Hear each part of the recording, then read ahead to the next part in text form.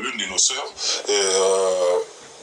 affirmait que Hans na Moutounangaï, Maître la Duchesse, pour marquer na théâtre à Congo, on a biso Mama Congo, à qui j'ai souhaité épée bonne Saint-Valentin, parce qu'on a biso.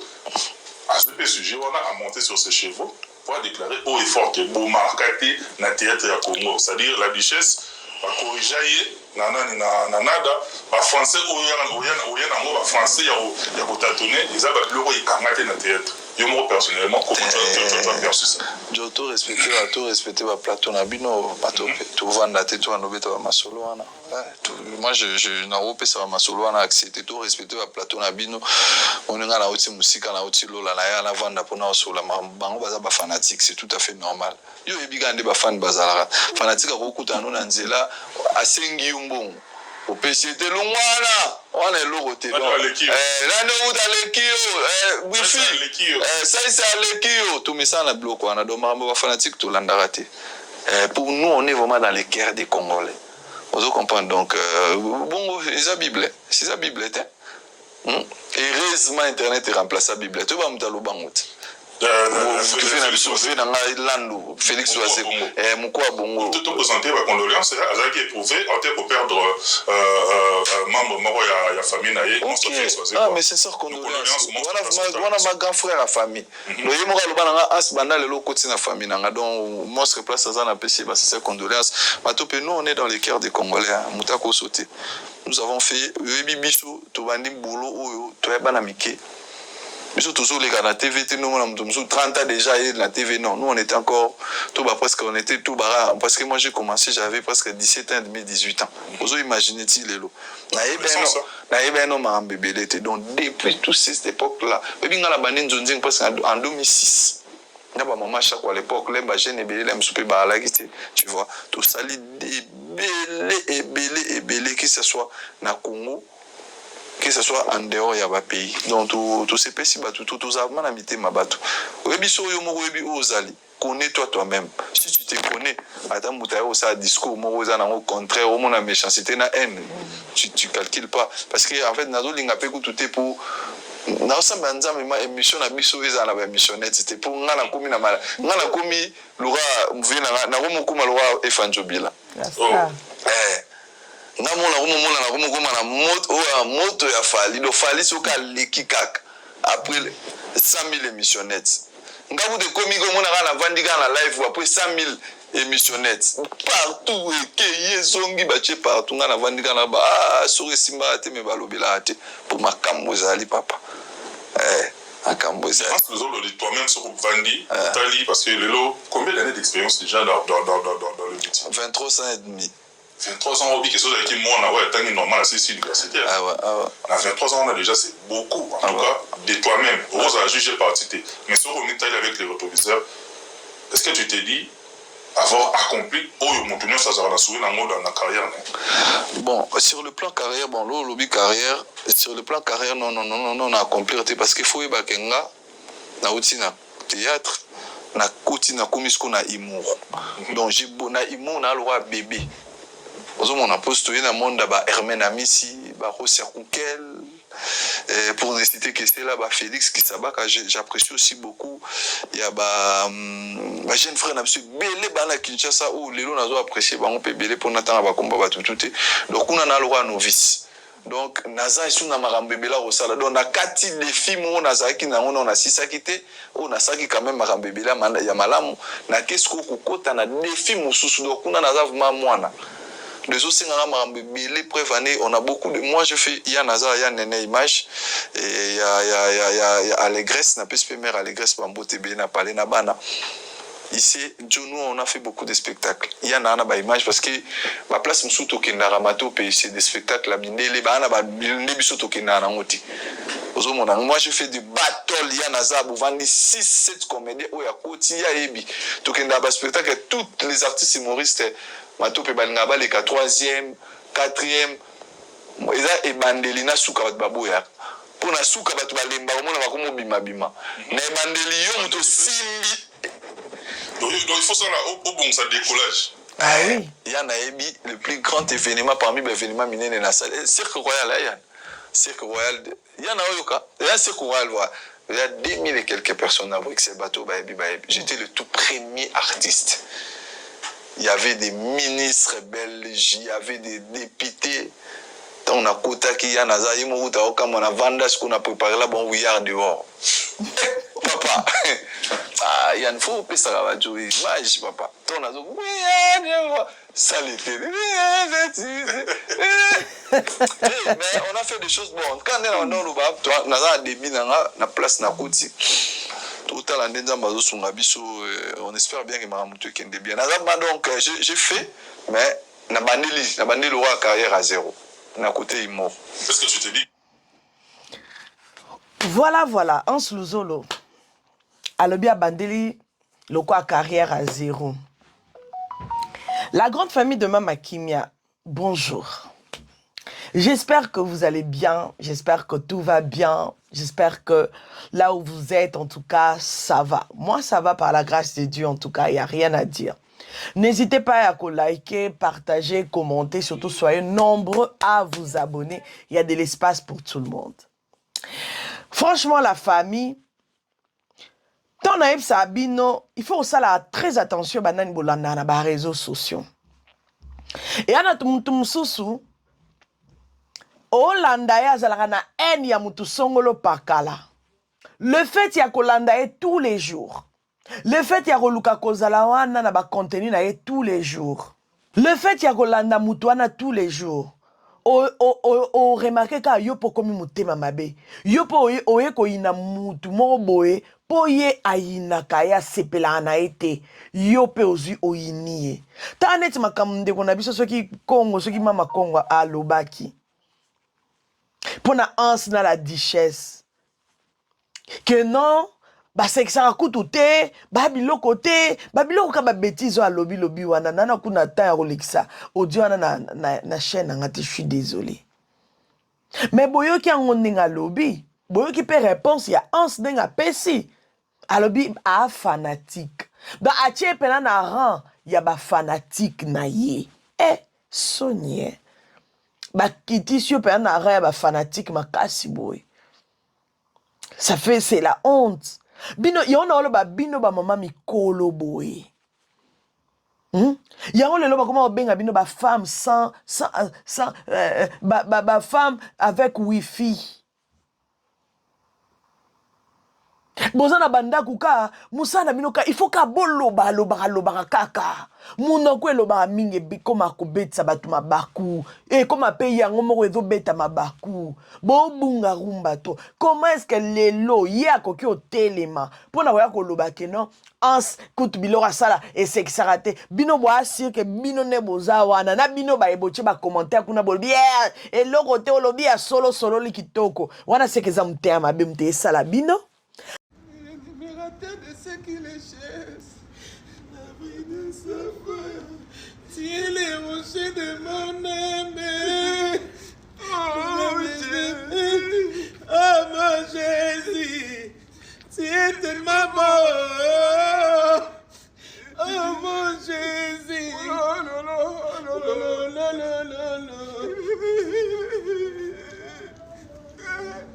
Voilà.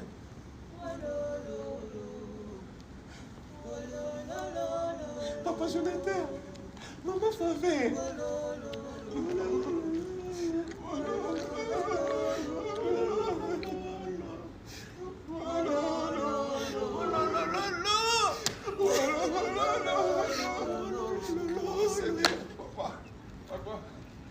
Ma tira maboko. Na okilo wa ba wolo lingai. Wolo no. Ya ya bazo wolo ba passe na biso. Wolo no, c'est ni baba wolo li. Papa Jonathan. Maman Favé.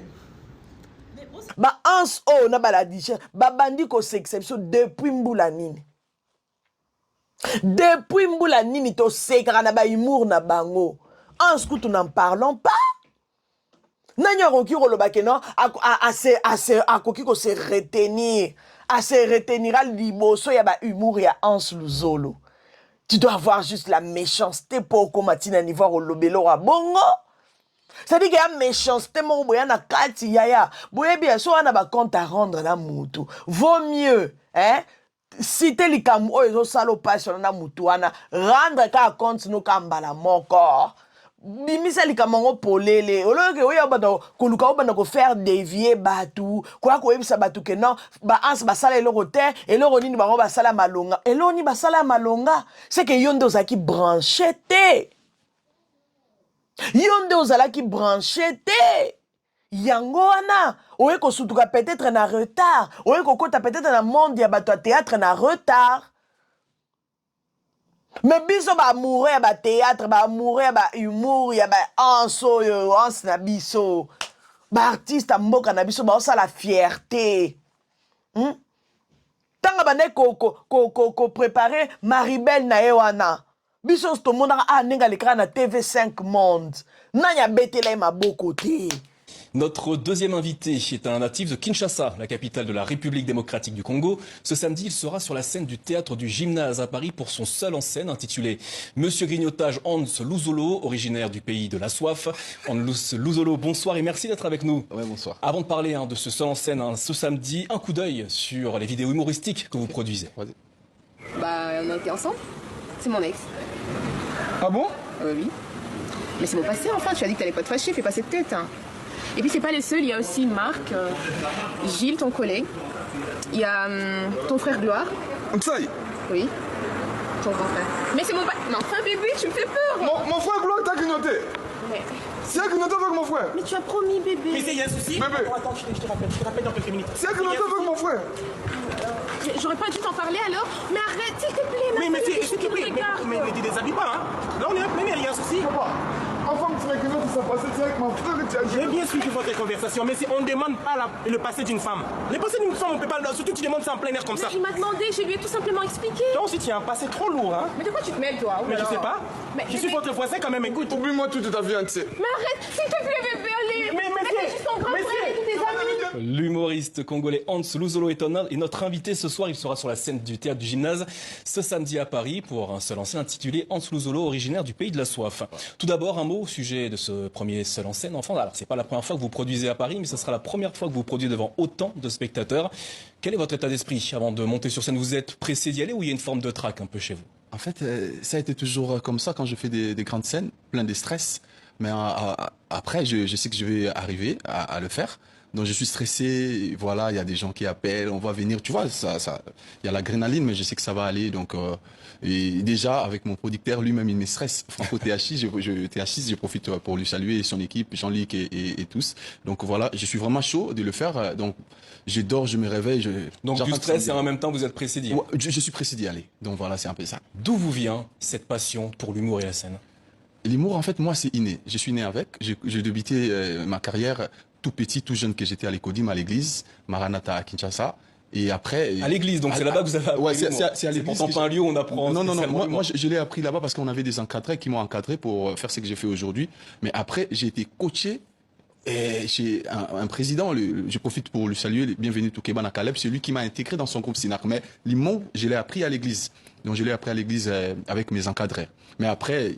il me faut un encadrement. J'ai intégré le groupe Sinar du président Caleb. C'est par là que tout a commencé. C'est par là que je fais sortir tout ce qui était en moi, quoi. Alors, Kipe Yayo. Nani a partagé la vidéo, Anate. On était fiers de lui. Humoriste à Liboso à Congolais. Artiste à Liboso à Congolais. Aleki na TV5 Monde pour appeler sa programme. Eh, yaya. Botika motema mabe. Botika lokuta. Botika kindoki. Po, makambo bosala oyo, kindoki nyonso yango wana. Bokoki ozalaka boye te. Yango bomona bato bana makambo na maboko. Ole ba travailler na bino ba Congolais ba komo préfère ba ke travailler na bato libanda. Bolela lelani. Esa bino siko passe na ndeni. Bino bozana ole bo pesa limemia na ba artiste na bino bo encourager bango bo se bango que non aller encore de l'avant bo foncer po bo longola soni oh image bato ba koma nango pona ba Congolais tale Yo lelo yo koki ko ya hotelema yo soki mama Kongo yo koki hotelema liboso ansto yo koki hotelema liboso mokili mobima pona koloba ke ba ans basala eloko te ba la richesse basala eloko te biloko ni yango basala biloko na bango kutu bakoseka na bango kutu esekisaka te ba français na bango kutu soki ndenge nini wana non wana ya mtema mabe ba français ansa lobaka wana na kati ya ba humour nous on aime ça, ça nous fait rire ba président kutu basekaka ba première dame ba président ba sekaka bon yondo yo loba ko sekate c'est cause na problème ya aigreur na kati na yo c'est cause na problème à dépression na kati na yo ezozangi soko seka ya botika motema mabe bino bashe bokoma ofanda na ba live tongo midi po aka likola ba vie ya bana batu boza wana na ba live ka oza touche à tout vous voulez toucher à tout vous voulez parler sur tout Batu bakomo baye bino, batu ba baye bino. Boza na bino suna impact te. Batu ba baye bino bolo ba trop parler et diminuaka. Trop parler. Et si sabino valeur. T'as-dit que beaucoup bona ba problème ba dépression na bino o bozala nango déjà ya vie quotidienne ya poto. Bozuive ko nani dépression na bino bongi bo lati sango bana batu bilobela.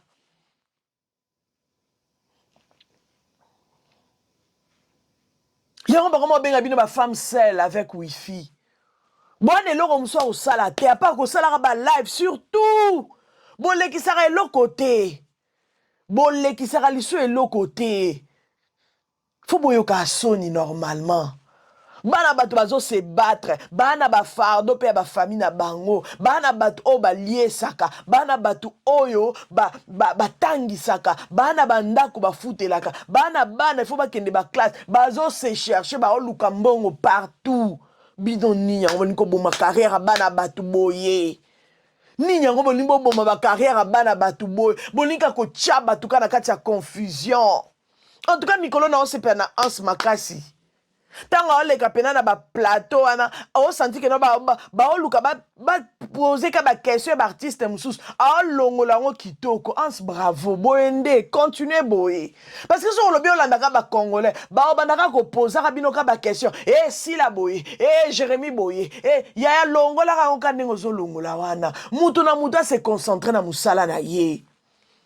S'il a se concentré dans Moussala Naye, Jérémie a se concentré dans Moussala Naye, Dinana se concentré dans Moussala Naye, Cardozo a se concentré dans Moussala Naye, Nani Péchang a se concentré dans Moussala Naye, bah Omar, bah c'est comme Omar Kabongo, bravo à toi, Moussala Kitoro toujours, a se concentré dans Moussala Naye, Nani Sous.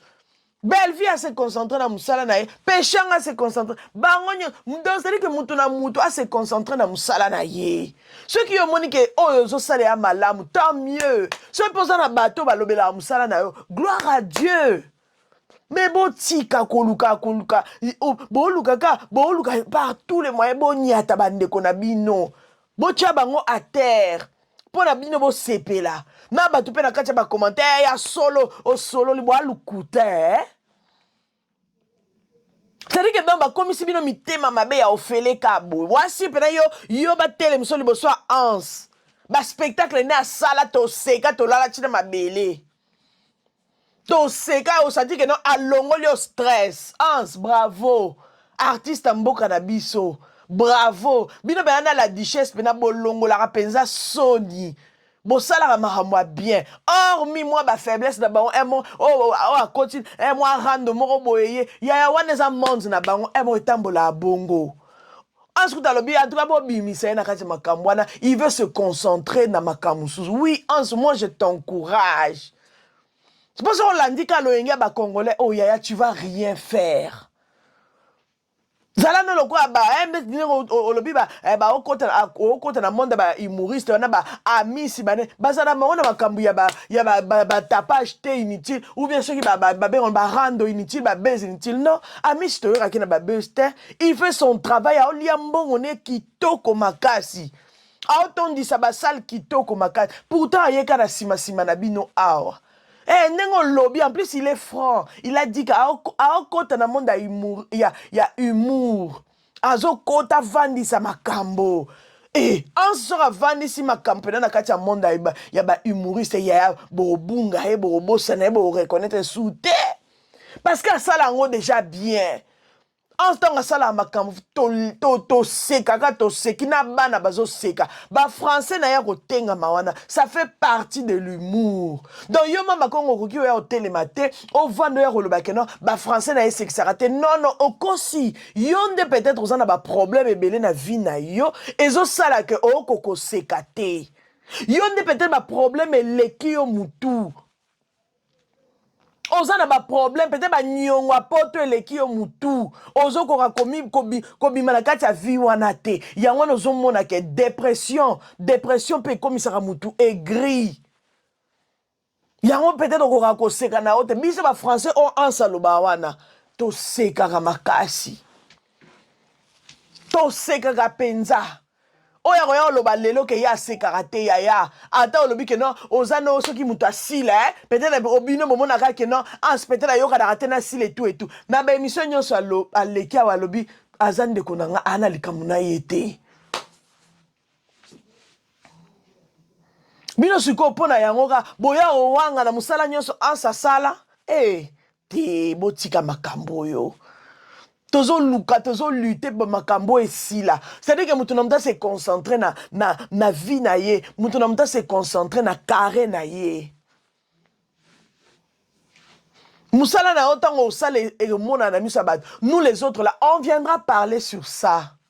2026, toko lobela mututu oh sala musala kitoko yaya. O sala makamba bien toko ya robetelo maboko. Tout maintenant qu'on change notre façon de voir les choses, notre façon de faire les choses. Attaque aux artistes, on va zapper et belawa. On va la peine à yokotika nani. Ngo, na minute de artiste et belé ba osalam sala kitoko makasi. Et ça peut-être pour ba osala la bango banaliste. Et ça peut-être pour voilà. Bazo salam sala kitoko. Tout ça, na ko na bisa mibali bazo saba tourner ba film yelengi. Tonton Omar kuna osaba film kitoko. Kuna pe ada pe akotsa ba film même comment grâce Luzolo n'en parlons même grâce Luzolo grâce Luzolo ko ouais grâce Luzolo bref et ça linga net money grâce Luzolo akotsa ba film kitoko. Ba mibali ba osala musala kitoko fo obetela bonka maboko ya botika nde motema mabe ba congolais botika motema mabe apprenez à promouvoir vos frères et sœurs apprenez à les encourager apprenez à obetela bango maboko arrêtez à kolukaka ko dénigrer ya kolukaka ko rabaisser ya kolukaka ko benda batu na kati ya salité na kati ya poto et l'axaka eta mitema na bino vous êtes tellement sale dans vos cœurs. Vous êtes tellement méchants. Vous êtes tellement aigris, remplis d'aigreur. Vous avez une méchanceté, mais horrible. Ah, changez, s'il vous plaît. Changez. Si on monique Moutouana, désabonne-toi sur ces pages. Comme ça, on a zéro notification. Voilà. Donc, après la quatre émission, Aki Koloba que Davina bah posa qui par rapport à ba duo à Saina Davina et tout. Moi imu ba meka ko sana Davina simba kitoko na ocho mona on pe na chaîne et ba view et que bien C'est un peu vite, non? Sérieux, mais quoi? Comment ça je marche vite? Tu sais très bien que je suis fatiguée là. Je suis fatiguée, je sais pas, je prends rien du tout. Je prends rien, je vais pas à la CPN, je prends pas de médicaments, pour le sang, pour l'énergie, tout ce qui se passe là-bas, je connais rien du tout. Tu me donnes rien du tout, tu vois ça? Davina, déjà la grossesse que tu as, moi-même je suis pas désiré ça. Je venais avec ma soif, tu comme à niveau comme na niveau. Mais moi, comme je sais, je suis là, tu sais très bien. Si David Manga il me donne pas, Yachiri Monga il me donne pas, je vais prendre ça. Depuis tu avais la grossesse de 2 semaines à proposer au Toblongolango, on a eu bateau, on a eu Mais au lingo comme maintenant, quand tu veux arriver au terme, continue ça dans la terre. C'est-à-dire quoi? Tu vas rien me donner? Non. C'est toi qui m'as engrossé, n'est-ce pas? Je t'ai engrossé, mais je ne suis pas aux capacités d'encadrer cette grossesse. Pardon? Et moi, je fais quoi alors? Je fais quoi? Qui va assumer cette Davina, grossesse? même les folles et les fous en route, ils promènent avec les rondeaux. Mais fin de fin, alors toi tu es avec conscience, pourquoi tu ne vas pas garder ton enfant toi-même? C'est pas pareil, écoute, c'est pas pareil. Moi je ne suis pas prêt à Bota. Pardon? Moi je ne suis pas prêt. Écoute, qu'est-ce que moi je fais en fait? Moi je dois aller à l'hôpital, je ne me sens pas bien. Tu dois, mais moi je regarde. Mais tu as que l'argent pour t'acheter des vêtements, c'est ça? Non, Davina, les vêtements, ça j'ai pris ça chez David Manga. Ça c'était, donc tous c'est les 24 commis, ça c'est José de Londres. J'ai pris pour être propre devant toi, mais moi-même je ne suis pas les moyens. Moi je te propose, comme c'est encore 7 mois, c'est mes années normales, on part ici, ça va sortir et même plus. Parce que oui, déjà pour agrandir la grossesse, je suis en difficulté. Alors quand l'enfant il va venir, 1 an, 2 ans, 3 ans, 4 ans, 5 ans, 6 ans, 7 ans, 8 ans, 9 ans, qui sera dans la charge de cet enfant-là? Maman, il faut réfléchir avant de tomber dans la grossesse. Tu aurais dû réfléchir avant de m'engrosser, d'accord? Maman, ok, tu as très bien fait ton travail. Le soif était partagé, maman. Tu racontes quoi? Et aujourd'hui, je pense que grosser seul. Tu dois assumer, tu dois me donner l'argent, d'accord? Tu es le seul, l'auteur de cette grossesse. Carrément, non, mais ça va, tu vas pas t'en sortir comme ça. Aujourd'hui, je suis dormi, on m'a montré dans les songes que tu es comme... Votre famille, vous êtes dans la sorcellerie. Oui, le rapport? Le rapport est sexuel. Ouais, le rapport il est sexuel. Non. Donc, vous savez que bato ba sepeli nango. Alobi pe que non Davina aza l'actrice du moment. Faut embêter la baninga maboko. C'est ça qu'il s'agit. Alors, tu mekana koyoka lisusu. Tu mekana koyoka awa avant to silisa.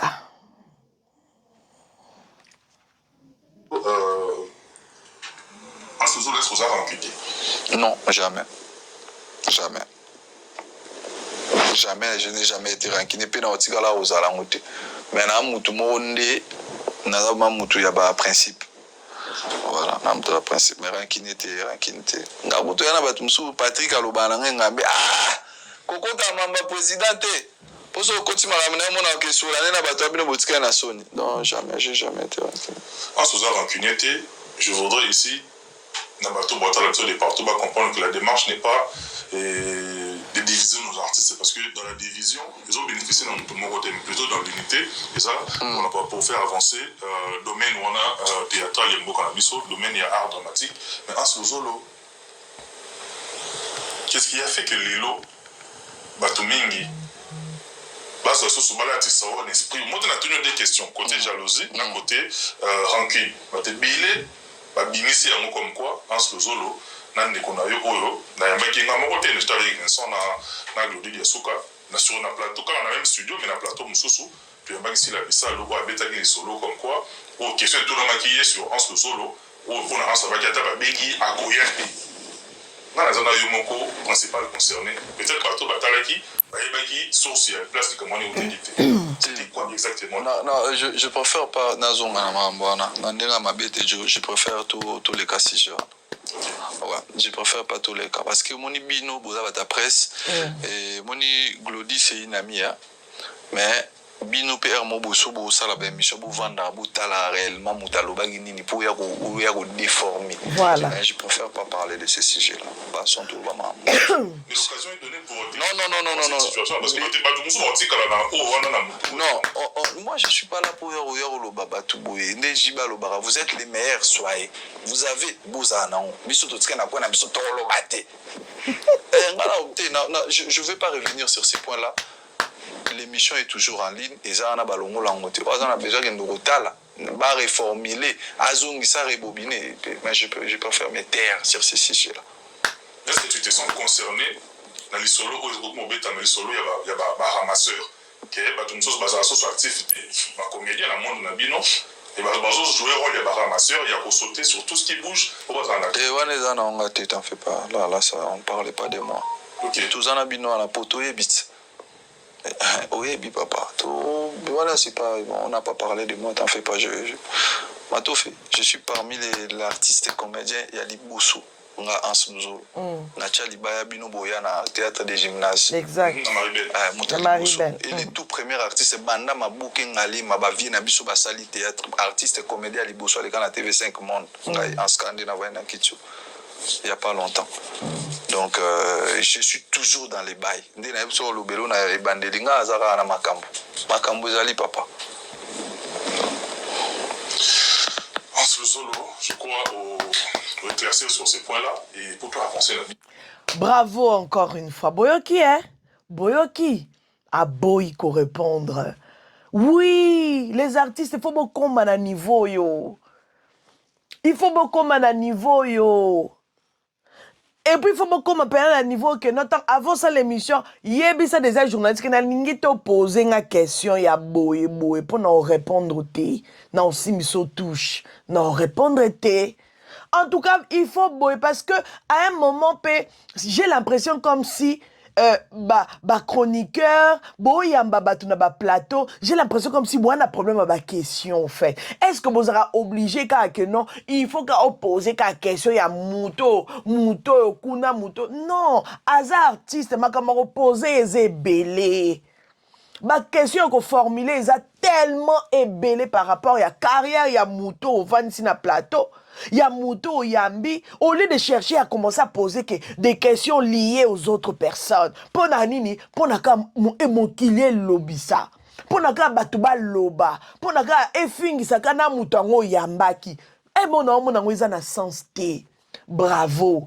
Si faut pas na okende na bango bongo. Comme ça je pense que ça écosile c'est un peu moi babilo kwa mike batu ba na plateau ololo bela musala na yo ololo bela programme na yo yo wana okota obandi ko lobela makambo makambo kingandi makambo kingandi boy na boy. Il y a un sens T. Il y a un sens T. En parlant de ça, n'a rebondir directement par rapport il y a émission je vais revenir sur ça dans l'émission j'ai pas besoin de mélanger openez avec exclusivité en solo na ba artiste autotangi à gauche à droite Boy Kitoko bravo. Parce que j'ai l'impression que ko sakana n'esprit na bino, ko sakana na kibo personnalité na bino. C'est-à-dire que bon va na plateau, chroniqueuse, respecter bino souté. Non, relevez le respect. Relevez le respect. Le respect, ça se mérite. Et puis, vous avez le droit de dire non, je ne réponds pas. Il a été catégorique. Waouh, quel charisme. Mais au monde, maman Miko, la vanne na plateau, poser ma question. Kingandie, ye wana pas répondre. Kingandie, ye wana ke, amatia kiti, azongia baluki, quelle honte. Quelle honte, quelle honte. Naba ajo, bogo salara subilo boité. Naba carrière obino bo passer na katia théâtre biloko mususu boko salarate boko lobela kate mais tellement que manque à charisme à ma casse manque à personnalité à ma casse manque à dignité à ma casse manque ya autorité ça ma casse tale bon bino kwa ba mi ke ba manipuler bino na ba plateau relevez le respect. Relevez le respect. Et aux alamalamu. Banomona taba ba chroniqueur encore avant ba yamba bino ba obanga ba oyeba te na poser question nini tellement ko peser ya bo peser bozongisa ko peser lelo bokomi ye ba poser bino n'importe quoi bo luka bo repeser bozala na valeur limemia au fond na plateau na journaliste ayambi oye mo na zobanga aoye bateske question so na posant opena et sonné ndeni Bravo Hans Luzolo. On n'a pas d'émission tout au sala mikolo nyonso par rapport à promotion ya événement nae a sala pena promotion événement nae kitoko makasi eza na Canada. C'est de ça qu'il s'agit. Au cause d'un événement, tu vas na plateau, baba na poser ba question ba tumususi. Nonsense. Au cause de la production na yo, tu produis au salaire ba scène au à gauche à droite, ba film pe ça les ma. Au cause de na plateau baba na poser yo, ba makamba ba tumususu. C'est un manque de respect. C'est un manque de respect envers toi. Envers toi oh ba yambi na plateau, ba respecter ote, ba respecter événement na ote, ba respecter musala na ote.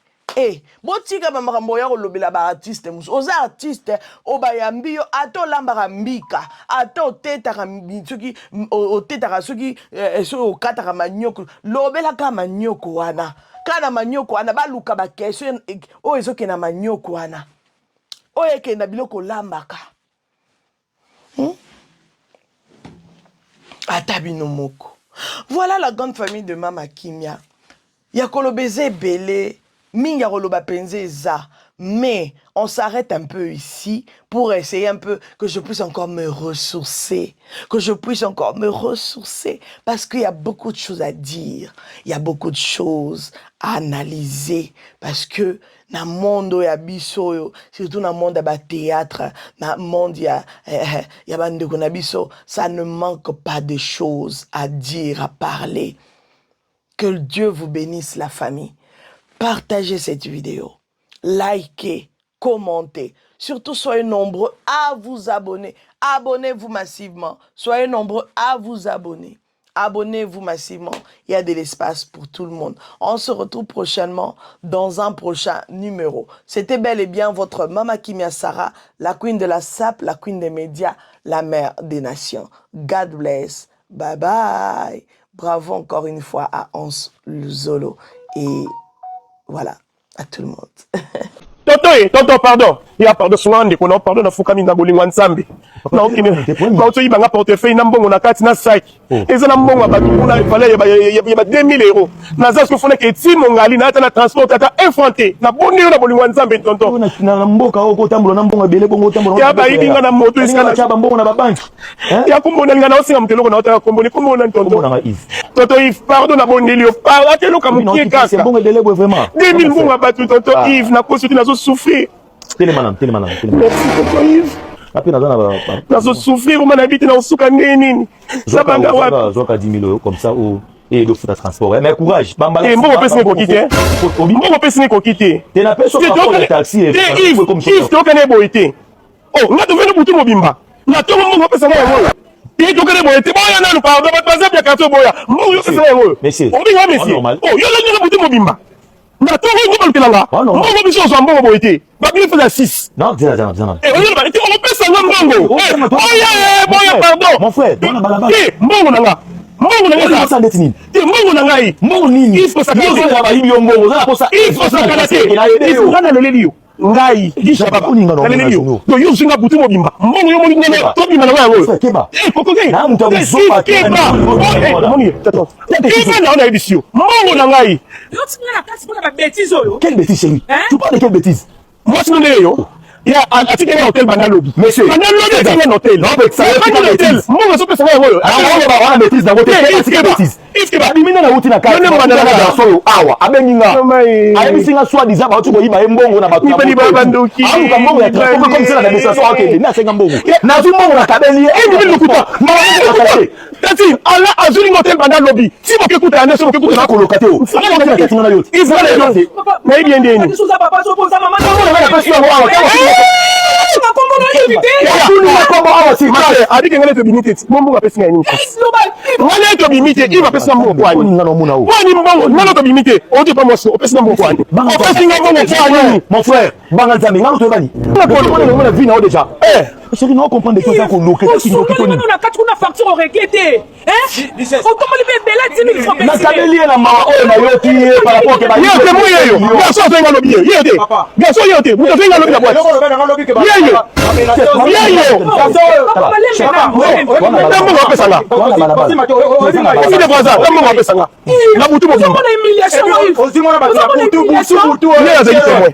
oyebinga te oyebani te ndenge otali omoni na zambo nakoma na mobali yeza mobali na mobali tokoma niveau na ndenge voilà omoni eno ekali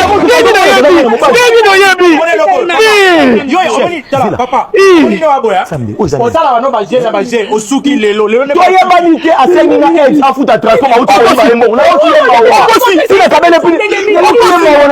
na ngai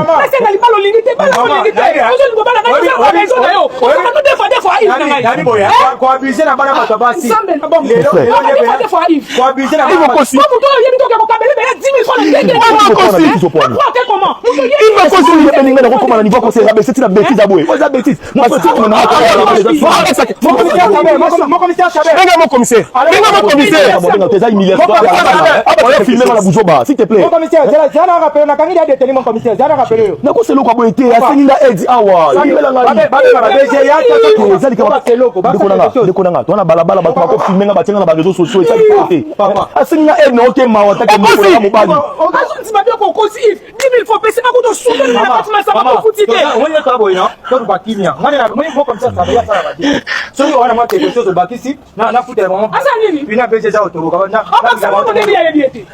la pardon oyo eza réputation na ngai balabala bato bakofilme esali toko te conscience na ngai nzambe aza témoin nayebi garçon nayebi ye te namoneka awa asenga aide na kamonenga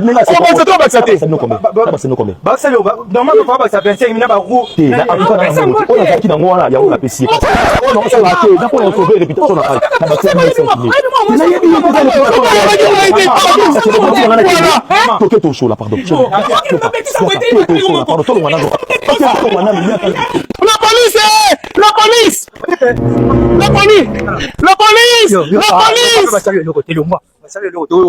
alati garçon ya olata au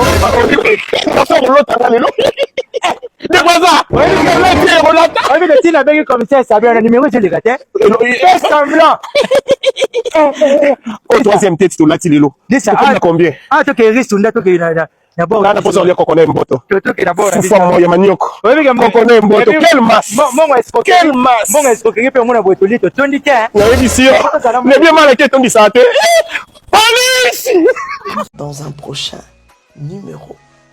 Bye bye. Naturel.